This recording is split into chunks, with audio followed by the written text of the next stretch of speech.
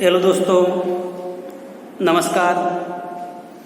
गायत्री विद्या मंदिर उच्च माध्यमिक विद्यालय सांसौर ऑनलाइन क्लासेज में आपका स्वागत है।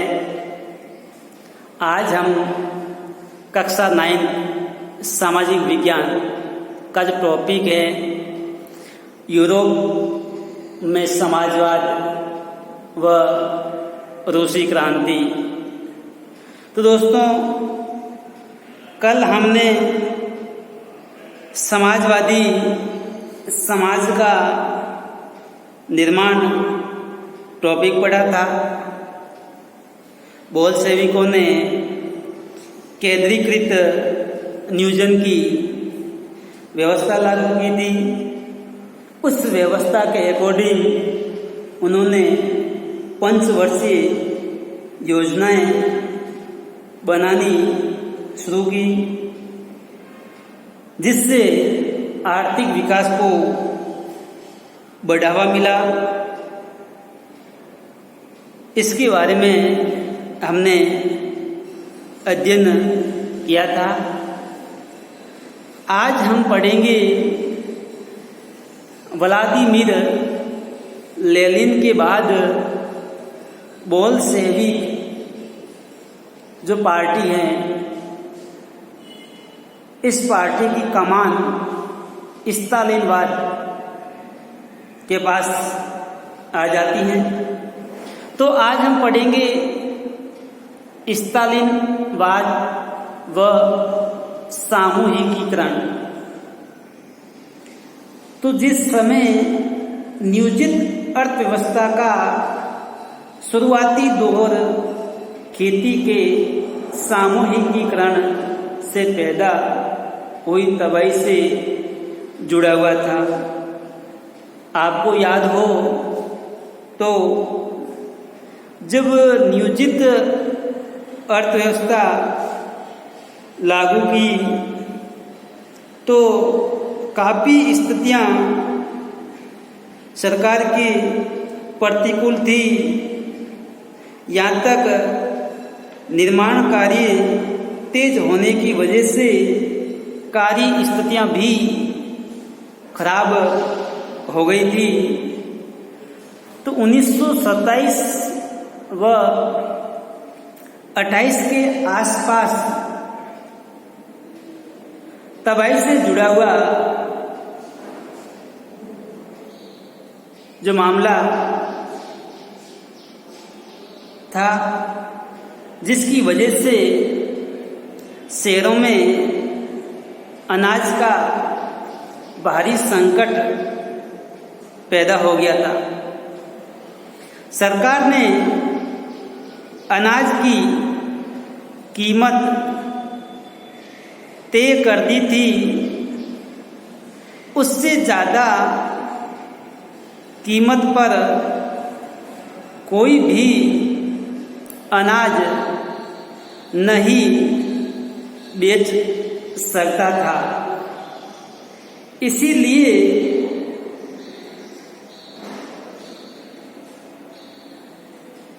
किसान उस कीमत पर सरकार को अनाज बेचने के लिए तैयार नहीं थे। तो जिस प्रकार 27-28 में रूस के शहरों में अनाज का भारी संकट पैदा हो गया, तो सरकार ने कीमतें तय कर दी। तो कीमत कम होने की वजह से किसान अनाज बेचने के लिए तैयार नहीं थे। लेनिन के बाद पार्टी की कमान स्टालिन के हाथों में आ गई। स्टालिन ने ऐसी स्थिति को निपटने के लिए कड़े, या अपन कह सकते हैं कठोर कदम उठाए, जैसे जमा अनाज को जब्त करना, तो अमीर किसान व व्यापारी कीमत बढ़ने की उम्मीद में अनाज नहीं बेच रहे थे। जो अमीर किसान थे, व्यापारी थे, उसको लगता था कि अनाज के दाम बढ़ेंगे तभी बेचेंगे। ऐसी स्थिति पर काबू पाने या उस पर अंकुश लगाने के लिए जो सट्टेबाजी हो रही थी उस पर काबू पाना, व्यापारियों के पास जमा अनाज को जब्त करना अनिवार्य या आवश्यक था। 1928 में पार्टी के सदस्यों ने अनाज उत्पादन इलाकों का दौरा किया।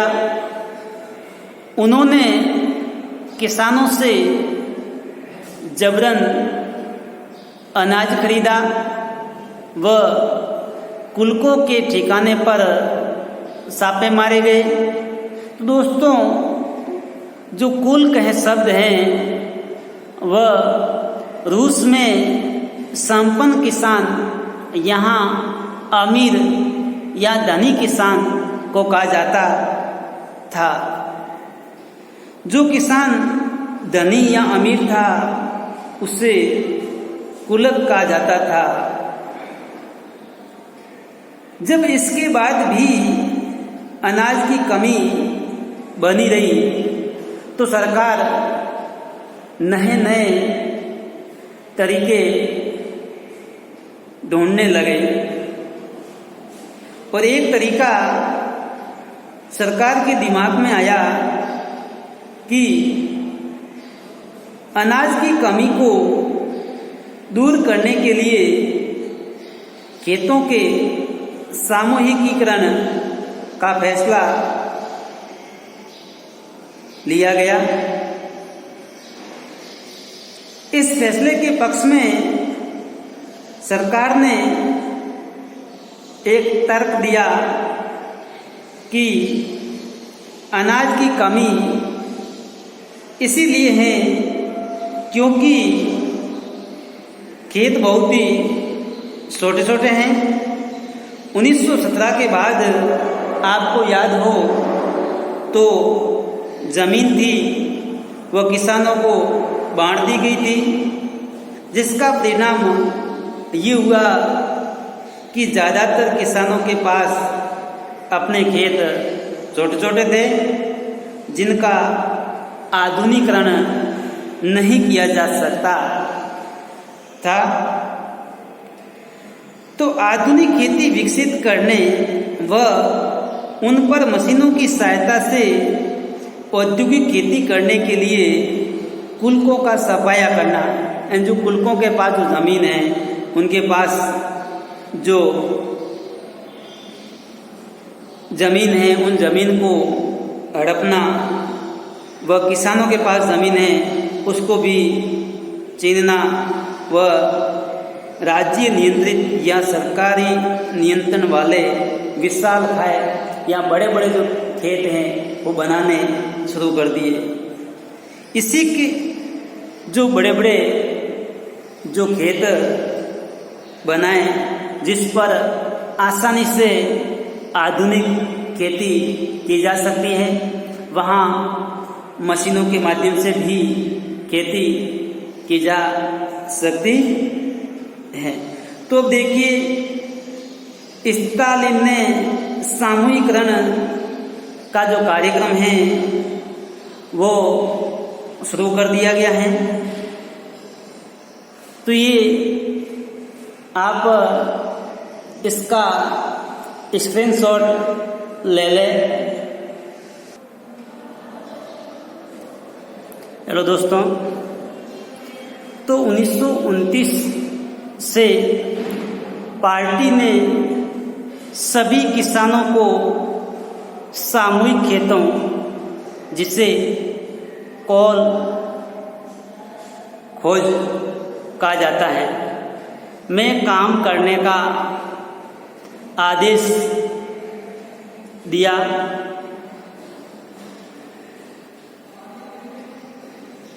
जिसके बाद ज़्यादातर ज़मीन व साजो सामान सामूहिक खेतों के स्वामित्व में सौंप दिए गए। सभी किसान सामूहिक खेतों पर खेती करते थे।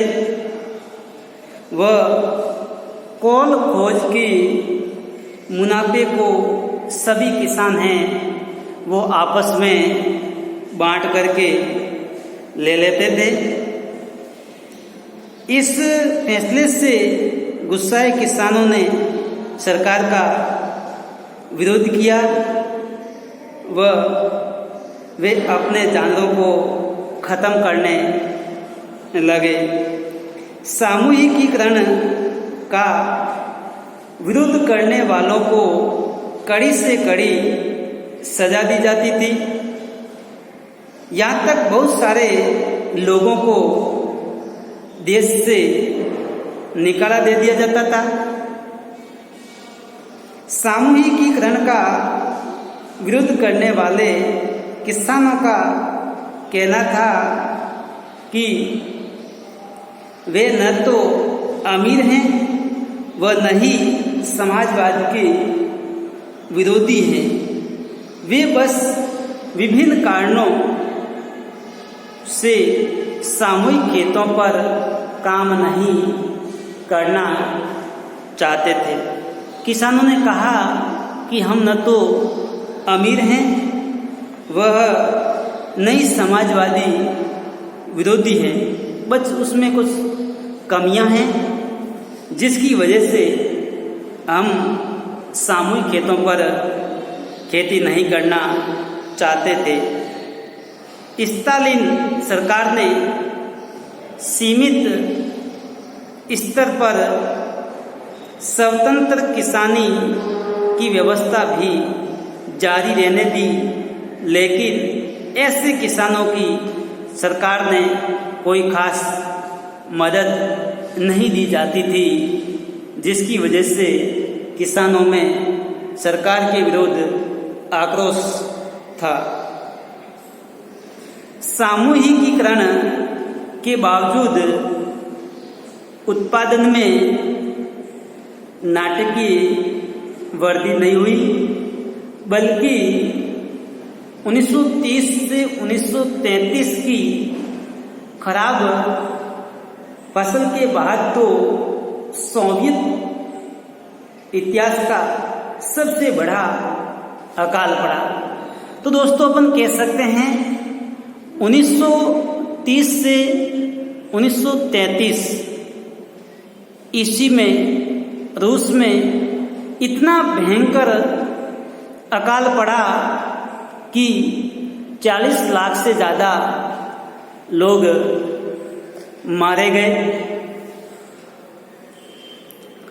पार्टी में भी बहुत सारे लोग नियोजित अर्थव्यवस्था के अंतर्गत औद्योगिक उत्पादन में पैदा हो रहे ब्रह्म व सामूहिकीकरण के परिणामों की आलोचना करते थे।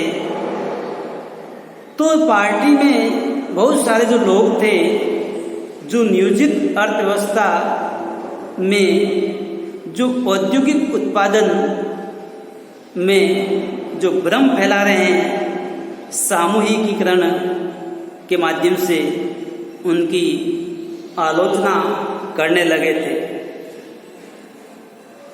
तब स्टालिन व उनके सहयोगियों ने ऐसे आलोचकों पर समाजवाद के खिलाफ साजिश रचने का आरोप लगाया। तो जिस लोगों ने सामूहिकीकरण का विरोध किया, उनकी आलोचना की, ऐसे लोगों को स्टालिन व उसके पार्टी समर्थकों ने समाजवाद के खिलाफ साजिश रचने वाले लोगों पर आरोप लगाया। देश भर में बहुत सारे लोगों पर इसी प्रकार के आरोप लगाए गए। अधिकतर आरोप झूठे थे। 1939 तक आते आते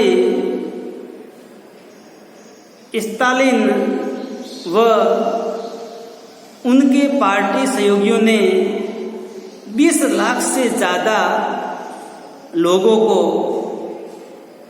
जेलों में भर दिया। यहाँ श्रम शिविरों में भेज दिया गया। इन 20 लाख लोगों में से ज़्यादातर लोग ऐसे थे जिन्होंने ऐसा कोई अपराध नहीं किया था, लेकिन उस समय उन किसानों की सुनने वाला कोई नहीं था। बहुत सारे लोगों को कठोर से कठोर यातनाएं देकर के उनसे ऐसे बयान लिखवा दिए जाते थे जो बिल्कुल ही झूठे होते थे और जबरन उनसे कहलवा दिया जाता था कि मैंने समाजवाद के विरुद्ध साजिश में हिस्सा लिया था, लेकिन उन्होंने ऐसा कोई कार्य नहीं किया था। इस प्रकार अपन कह सकते हैं कि जो बोल्शेविक पार्टी है वो रूस के किसानों को जबरदस्ती पकड़ करके कठोर से कठोर सजा देते थे, उनसे बयान भी झूठे लेते थे और इसी झूठे बयान के आधार पर किसानों को मार दिया जाता था। इसमें कहीं प्रतिभावान पेशेवर लोग भी सम्मिलित थे। तो दोस्तों, इसमें जो पेशेवर जो नौकरी मजदूरी करते हैं वो भी लोग इसमें सम्मिलित होते हैं। इस प्रकार आज हम इतना ही पढ़ेंगे। कल पढ़ेंगे रूसी क्रांति व सोवियत संघ का विश्व पर जो क्या प्रभाव पड़ा था उसके बारे में अध्ययन करेंगे। धन्यवाद।